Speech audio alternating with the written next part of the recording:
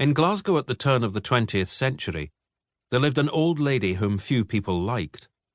Her name was Marian Gilchrist, and on December the 21st, 1908, which was to be the last day of her life, Miss Gilchrist, an upright, formidable, church-going woman of robust health and impeccable breeding, was a few weeks shy of her 83rd birthday.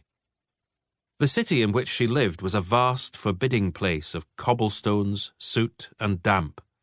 Industrialization had urbanized Glasgow, as it had much of the Western world. Cities, their skies black with coal, gorged themselves on the surrounding countryside. Suburbs sprang up to which solid middle-class men could return after a day at the office, and men and women from the country, less well-heeled than these new suburbanites, thronged the cities in search of work.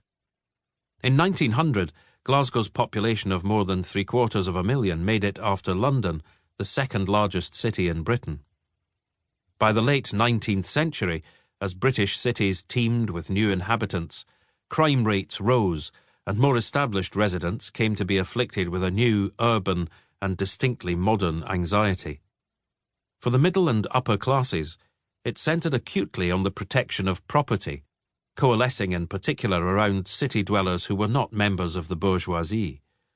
These included the working class, the poor, new immigrants, and Jews, all of whom were viewed increasingly as agents of social contagion, a threat in urgent need of containment.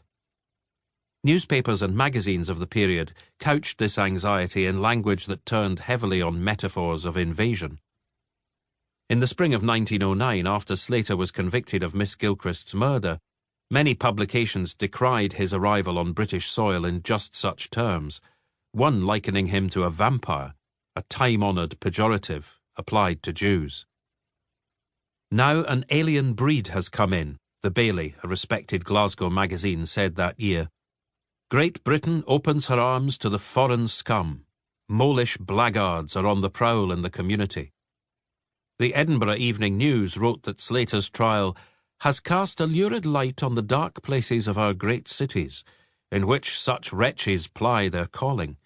It shows a brood of alien vampires, lost to conscience, crawling in black depths and the basement of civilized society. Even by the standards of a frightened age, Marian Gilchrist was a remarkably frightened woman. She was born in Glasgow on January the 18th, 1826, the daughter of James Gilchrist, a prosperous engineer. In later years, after her mother's death, Miss Gilchrist, who never married, remained at home to care for her father. Before he died, she appears to have persuaded him to leave the bulk of his estate to her. As a result, she wound up far wealthier than any of her siblings. Miss Gilchrist had a bevy of nieces and nephews, though she seemed not to care much for them, nor they for her. Miss Gilchrist was not on good terms with her relations, her niece Margaret Birrell, who lived nearby, told the police after the murder. Few, if any, visited her. Among the rare people with whom Miss Gilchrist enjoyed a warm relationship was a former maid, Maggie Galbraith Ferguson, and her daughter, Marian Gilchrist Ferguson, named for her mother's old employer.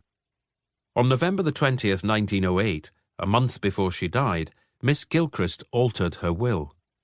The previous version, which had been drawn up just 6 months earlier, had divided her estate, valued at more than £15,000, equivalent to about £1.3 million or $2 million in today's money, and including jewellery, paintings, furniture, silver, and considerable cash reserves, among various nieces and nephews. The new will left the balance of the estate to Maggie and Marian Ferguson.